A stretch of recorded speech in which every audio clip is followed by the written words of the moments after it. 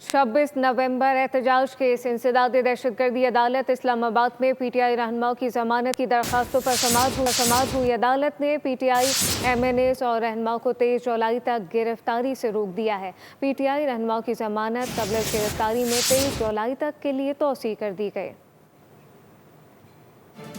26 नवंबर एहतजाज केस इंसदाद दहशतगर्दी अदालत इस्लामाबाद में पीटीआई रहनुमाओं की जमानत की दरखास्तों पर समाअत हुई। अदालत ने पीटीआई एमएनएस और रहनुमाओं को 23 जुलाई तक गिरफ्तारी से रोक दिया है। पीटीआई रहनुमाओं की जमानत कबल गिरफ्तारी में 23 जुलाई तक के लिए तौसी कर दी गई।